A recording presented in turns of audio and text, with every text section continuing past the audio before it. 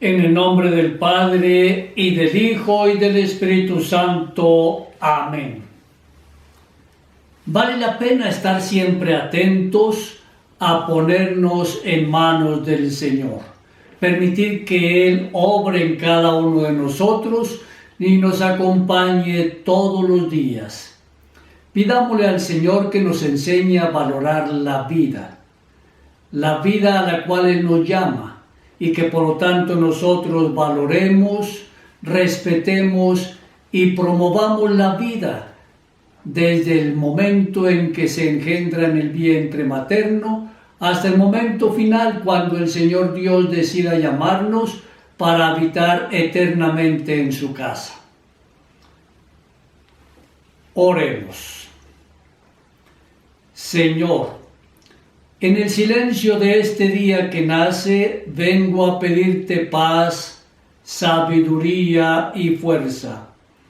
Hoy quiero mirar al mundo con ojos llenos de amor, ser paciente, comprensivo, humilde, suave y bueno.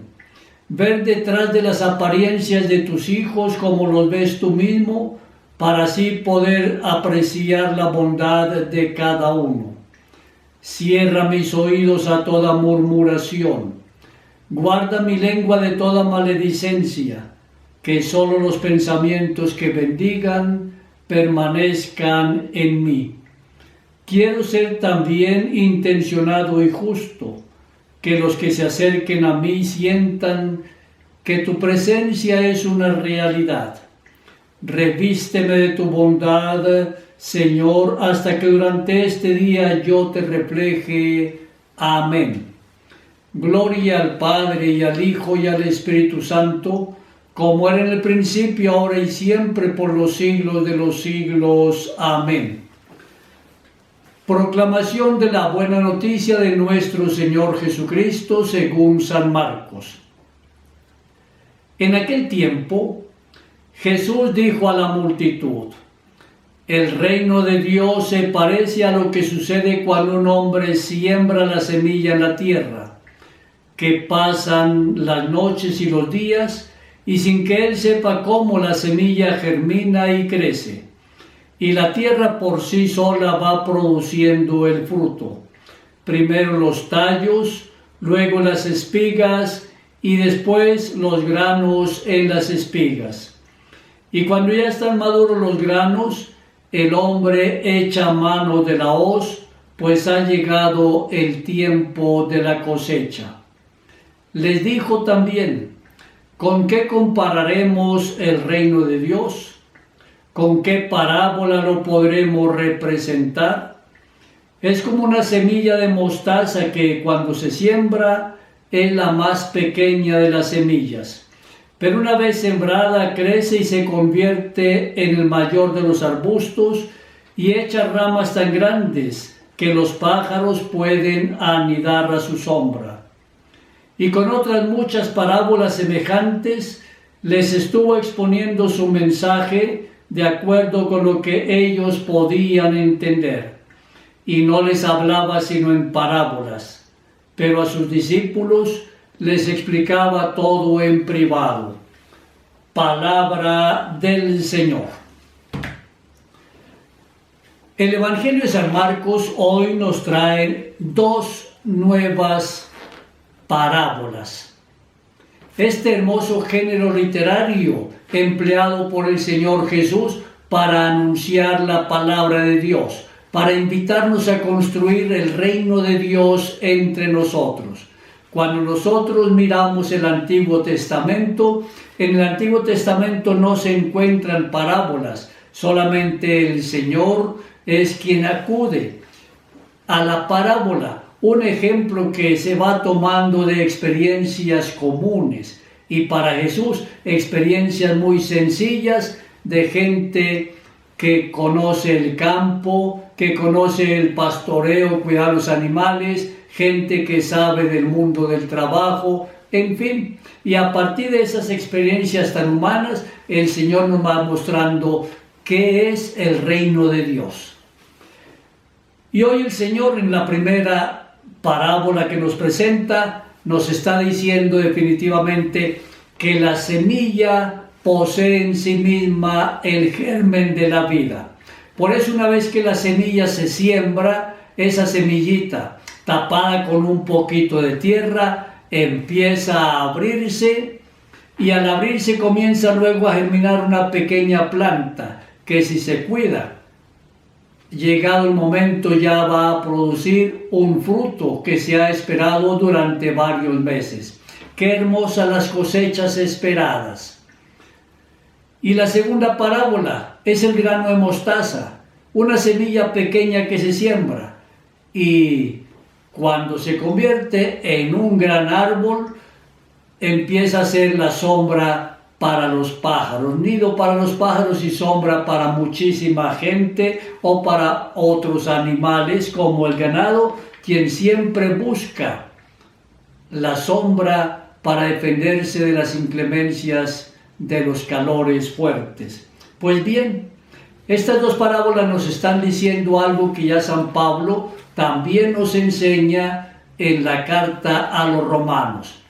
Ninguno vive para sí, y igual nadie muere para sí. Si vivimos o morimos para el Señor. Pues qué bien, la semilla no vive para sí misma, la semilla vive, y al vivir ella se entrega. Por eso, al ser sepultada, la semilla muere, pero inmediatamente produce un fruto. Así debe ser nuestra vida.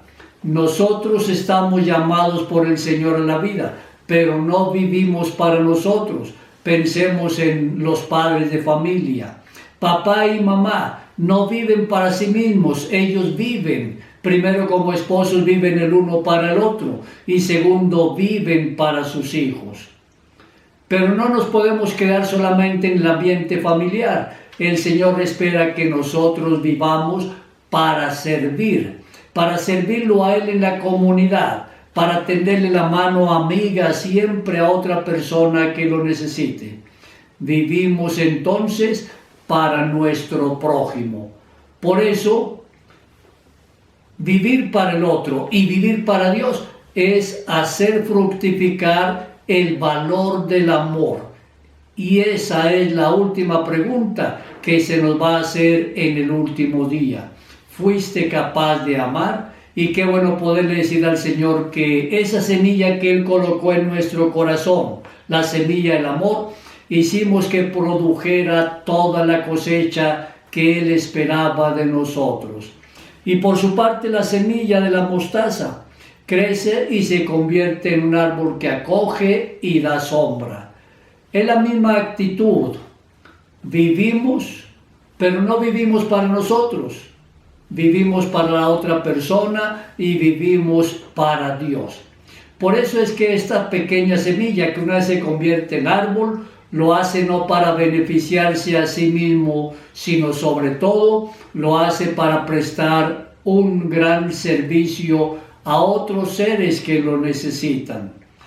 Qué bueno que nosotros también podamos acoger a tantas personas que necesitan una sombra de cariño, de acogida, de respeto. Están constantemente buscando que alguien les preste atención, que alguien le escuche.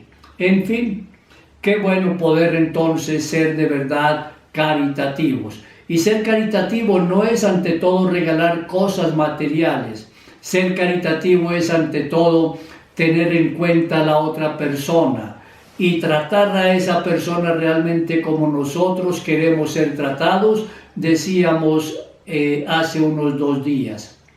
Pues bien, agradezcámosle al Señor y pidámosle que nos enseñe a vivir realmente para el prójimo y para Dios. De tal manera que cuando nosotros nos despidamos de este mundo y nos presentemos ante el tribunal del Señor, nosotros veamos que definitivamente hemos vivido para Dios. Agradezcámosle al Señor entonces que nos invita a darle un buen sentido a nuestra vida, para que salgamos de nuestros egoísmos y vayamos al encuentro de Él en la otra persona. y esa otra persona es mi familiar cercano, mi hermano, mis papá, mamá, mis abuelos, son los vecinos, las gentes con quienes me encuentro cada día. Que la Santísima Virgen María, auxiliadora, ella que es nuestra madre y nuestra maestra, nos enseñe también a estar constantemente atentos a hacer en todo la voluntad de Dios. María Inmaculada, Madre de la Iglesia y auxiliadora de los cristianos, ruega por nosotros. Que el Señor Dios y la Santísima Virgen María te bendigan a ti y a tu familia, en el nombre del Padre, y del Hijo, y del Espíritu Santo. Amén.